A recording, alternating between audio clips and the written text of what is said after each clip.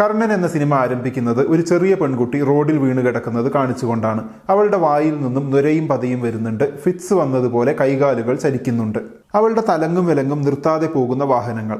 മുകളിലേക്ക് ഉയർന്ന് ബ്ലർ ആകുന്ന ദൃശ്യം വീണ്ടും ക്ലിയർ ആകുമ്പോൾ കാണുന്നത് ആ കുട്ടി ദൈവത്തിന്റെ മുഖവുമായി ശാന്തമായി കിടക്കുന്നതാണ്. മരണം ചെറിയ പെൺകുട്ടികളെയും കല്യാണം കഴിക്കാത്ത സ്ത്രീകളെയും ദൈവതുല്യരാക്കുന്നു എന്ന വിശ്വാസത്തെ മെറ്റാഫറിക്കലായി കാണിക്കുന്നതോടൊപ്പം ഇനി അങ്ങോട്ട് സിനിമ പറയാൻ ഉദ്ദേശിക്കുന്നത് എന്തെന്നും ഈ ഒരൊറ്റ സീൻ വ്യക്തമാക്കുന്നുണ്ട്. മരണം അവസാനമല്ല, അത് മറ്റൊന്നിലേക്കുള്ള തുടർച്ചയാണ് എന്ന് തന്നെയാണ് സിനിമ പറയുന്നത്. പക്ഷെ അത് സ്പിരിച്വൽ ആയിട്ടുള്ള ഒരു അർത്ഥത്തിലല്ല എന്ന് മാത്രം. അടിച്ചമർത്തപ്പെട്ടവരെ മുന്നിൽ നിന്ന് നയിക്കാനും ഒത്തുചേർക്കാനും എതിർക്കാൻ പഠിപ്പിക്കാനും പല കാലങ്ങളിലായി പലരും മുന്നോട്ട് വന്നിട്ടുണ്ട്. ദൈവത്തിന്റെ നിർവചനം മാറ്റി എഴുതി മരണമില്ലാത്ത പരമ്പരയായി മുന്നേറുന്ന അവരിലൊരുവന്റെ കഥ പറയാൻ കർണൻ എന്ന മഹാഭാരതത്തിലെ മിത്തിക്കൽ കഥാപാത്രത്തെയാണ് സംവിധായകൻ കൂട്ടുപിടിച്ചിരിക്കുന്നത്. കവചവും കുണ്ടലങ്ങളും സ്വന്തമായി ഇല്ലാത്ത, വാളെടുത്ത് പോരാടുന്ന, ഉന്നതകുലജാതൻ എന്ന ഭൂതകാലമില്ലാത്ത, അടിച്ചമർത്തപ്പെട്ടവരിൽ ഒരാൾ മാത്രമായ കർണനെ പറ്റിയാണ് ഈ സിനിമ പറയുന്നത്. രണ്ട് രീതിയിൽ കാണാവുന്ന സിനിമയാണ് കർണൻ. മെറ്റാഫറുകളൊക്കെ മാറ്റി നിർത്തിയാൽ ഒപ്രസർ ഒപ്രസ്ഡ് വിഭാഗങ്ങളുടെ പോരാട്ടത്തെ ഒരു നായകനെ കേന്ദ്രീകരിച്ച് ചിത്രീകരിച്ച ഒരു മാസ് ആക്ഷനായും, മെറ്റാഫറുകളെ കൂട്ടി വായിച്ചാൽ അതിനുമപ്പുറം ഒരുപാട് കാര്യങ്ങൾ പറയാൻ ശ്രമിക്കുന്ന യൂണിവേഴ്സൽ സിനിമയായും. മാരി സെൽവരാജിന്റെ സംവിധാനത്തിൽ ധനുഷ് പ്രധാന കഥാപാത്രമായി വന്ന കർണൻ എന്ന സിനിമയുടെ ഡീറ്റെയിൽഡ് അനാലിസിസ് ആണ് ഈ വീഡിയോ. വീഡിയോയിൽ സ്പോയിലേഴ്സ് ഉണ്ടായിരിക്കും.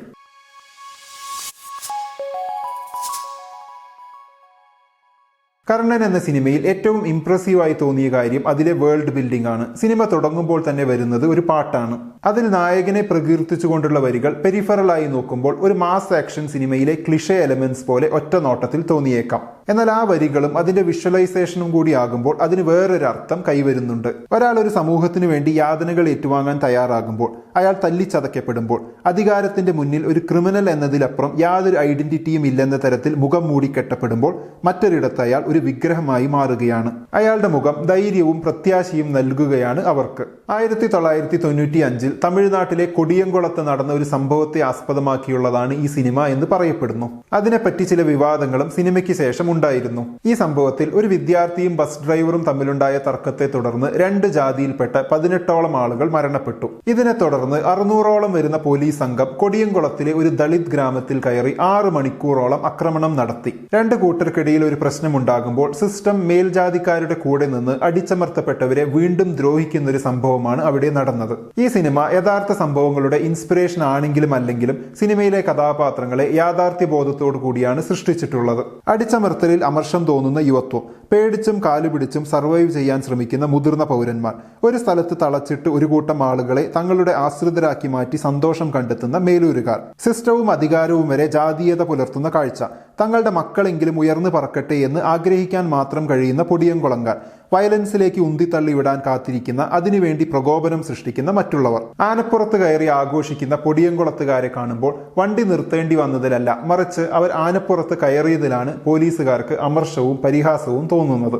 ബസ് നശിപ്പിച്ചതല്ല, മറിച്ച് താഴ്ന്ന ജാതിക്കാർക്ക് മുന്നിൽ തന്നെ നിർത്തിക്കൊണ്ട് ഇന്ററഗേഷൻ നടത്തിയതാണ് പോലീസ് ഓഫീസർ അപമാനമായി കാണുന്നത്. ഇത്തരം ഒരുപിടി കഥാപാത്ര സൃഷ്ടികളിലൂടെയും അതിന് ചേരുന്ന ഒരു ഭൂപ്രകൃതിയിലൂടെയും ഒരു കൂട്ടം ആളുകളുടെ ജീവിതമാണ് സംവിധായകൻ വരച്ചു വച്ചിരിക്കുന്നത്. കമ്മ്യൂണിറ്റിയിലെ ആളുകൾ തമ്മിലുള്ള ഡൈനാമിക്സും പുറത്തുള്ളവരുമായുള്ള ഡൈനാമിക്സും പ്രകൃതിയും മൃഗങ്ങളുമായുള്ള സമ്പർക്കവും എല്ലാം ചേർത്ത് വളരെ വിശ്വസനീയമായ മനോഹരമായ ഒരു വേൾഡ് ബിൽഡിംഗ് തന്നെയാണ് സിനിമയിൽ നിർമ്മിക്കപ്പെട്ടിട്ടുള്ളത്.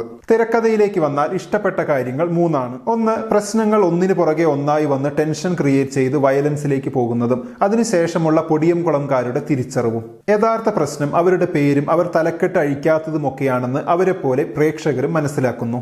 2, വയലൻസുകളൊന്നും ആഘോഷമാക്കി മാറ്റിയിട്ടില്ല എന്നതാണ്. വയലൻസ് ആഘോഷമാക്കിയവരെയല്ല, മറിച്ച് വയലൻസിലേക്ക് എടുത്തെറിയപ്പെട്ടവരെയാണ് സിനിമയിൽ കാണാൻ കഴിയുക. 3, കർണൻ എന്ന മഹാഭാരതത്തിലെ കഥാപാത്രത്തിനെ സിനിമയിലെ കർണനുമായി റിലേറ്റ് ചെയ്യിക്കുന്ന രീതിയാണ്. മഹാഭാരതത്തെ കർണന്റെയും ദുര്യോധനന്റെയും സൈഡിൽ നിന്ന് നോക്കിക്കാണാനാണ് സിനിമ പറയുന്നത്. തുടക്കത്തിൽ മീനിനെ എറിഞ്ഞിട്ട് വെട്ടുന്നതൊക്കെ വെറും ഹീറോയിസം എന്നതിൽ നിന്നും മാറി കഴിവുണ്ടായിട്ടും ജാതിയിൽ താണവനായതിനാൽ അവസരം ലഭിക്കാത്തത് കൊണ്ട് മാത്രം മീനിനെ അമ്പെയ്യാൻ കഴിയാതെ പോയ മഹാഭാരതത്തിലെ കർണനെ ഓർമ്മിപ്പിക്കുന്നുണ്ട്. കർണനെ ആഗ്രഹിക്കുന്ന ദ്രൗപദിയും മറ്റൊരു പൊളിച്ചെഴുത്താണ്. വില്ലനായി വില്ലനായി കണ്ണാപിരാൻ വരുന്നതും യാദൃശികമല്ല.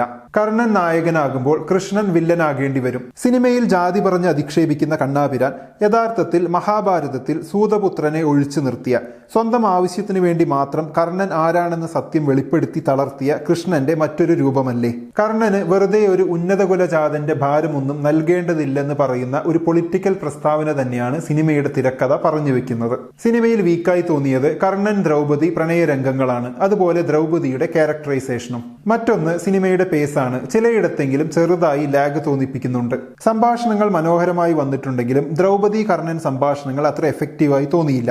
അവരുടെ പ്രണയം വിഷ്വലൈസ് ചെയ്തതും അത്ര മനോഹരമായി തോന്നിയില്ല. സംവിധാനത്തിലേക്ക് വന്നാൽ സിനിമയിൽ കഥാപാത്രങ്ങളാകുന്നത് മനുഷ്യർ മാത്രമല്ല, മൃഗങ്ങളും പ്രകൃതിയും കെട്ടിടങ്ങളും റോഡും ബസ്സും കുതിരയും കഴുതയും നായയും പൂച്ചയും പൂമ്പാറ്റയും പന്നിയും പുഴുവും എല്ലാം ചേർന്നാണ് സിനിമയെ പൂർണ്ണതയിലേക്ക് എത്തിക്കുന്നത് എന്ന് പറയാം.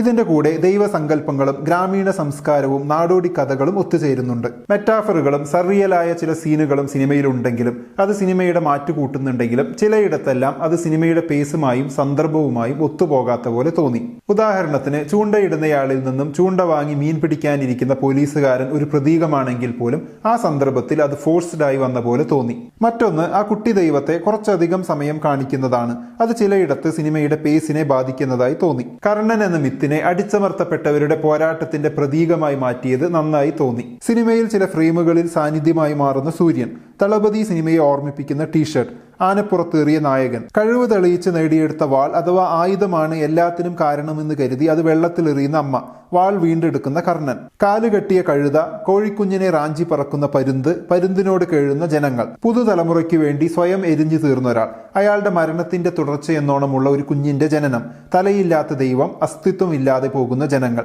ഇങ്ങനെ പോകുന്നു സിനിമയിലെ പ്രതീകങ്ങൾ. തങ്ങളുടെ ന്യായമായ അവകാശങ്ങൾക്ക് വേണ്ടി കെഞ്ചേണ്ടി വന്ന ഒരു തലമുറ മേലാളന്മാരുടെ ചെറിയ ചില വിട്ടുവീഴ്ചകളുടെ മുന്നിൽ പോലും നന്ദി സൂചകമായി കാല് പിടിക്കാൻ ചെല്ലുമ്പോൾ അത് തടയുന്ന പുതിയ തലമുറയെ കാണിക്കുന്ന ഒരു സീനുണ്ട് സിനിമയിൽ. വളരെ ഇഷ്ടപ്പെട്ട ഒരു സീനാണത്.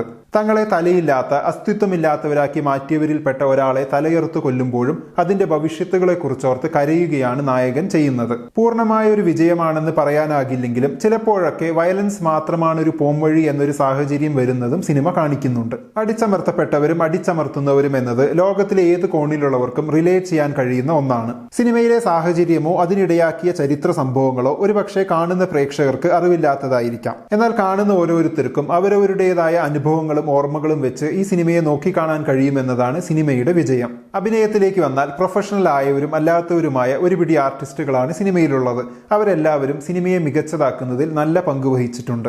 ധനുഷിന്റെ കർണൻ, ലാലിന്റെ യമൻ, ലക്ഷ്മിപ്രിയയുടെ പത്മിനി എന്നിവരെ എടുത്തു പറയേണ്ടതാണ്. യോഗി ബാബുവിന്റെ ക്യാരക്ടർ റോളും പുതുമയുള്ളതായിരുന്നു. പോലീസ് ഓഫീസറായി വന്ന നടരാജൻ സുബ്രഹ്മണ്യവും വളരെ ഗംഭീരമായി തന്നെ തന്റെ റോൾ ചെയ്തു വെച്ചിട്ടുണ്ട്. സിനിമയിൽ ഏറ്റവും എടുത്തു പറയേണ്ട മറ്റു കാര്യങ്ങൾ മ്യൂസിക്കും ക്യാമറയുമാണ്. അതിൽ തന്നെ ആദ്യത്തെ പാട്ട് സിനിമയുടെ ആത്മാവാണെന്ന് പറയാം. സിനിമയിലെ വിഷ്വൽസ് തമിഴ്നാട്ടിലെ ഒരു ഉൾഗ്രാമത്തെ കാണിച്ചു തരുന്നതോടൊപ്പം എഫക്റ്റീവായി സർറിയൽ എലമെന്റ്സും ഒപ്പിയെടുക്കുന്നുണ്ട്. അതോടൊപ്പം സിനിമയുടെ മൊത്തത്തിലുള്ള ഫീൽ അനുഭവപ്പെടുത്തുന്നതിൽ വിഷ്വൽസ് വഹിച്ച പങ്ക് വളരെ വലുതാണ്. ചുരുക്കത്തിൽ കർണന്റെ കഥയ്ക്ക് പുതിയൊരു ആഖ്യാനം നൽകി അടിച്ചമർത്തപ്പെട്ടവരുടെ ഭാഗത്തു നിന്ന് സംസാരിക്കുന്ന ഒരു മനോഹര സിനിമയാണ് കർണൻ. സിനിമയെക്കുറിച്ചുള്ള നിങ്ങളുടെ അഭിപ്രായം കമന്റ് ബോക്സിൽ എഴുതുമല്ലോ. നമുക്ക് അടുത്ത വീഡിയോയിൽ വീണ്ടും കാണാം.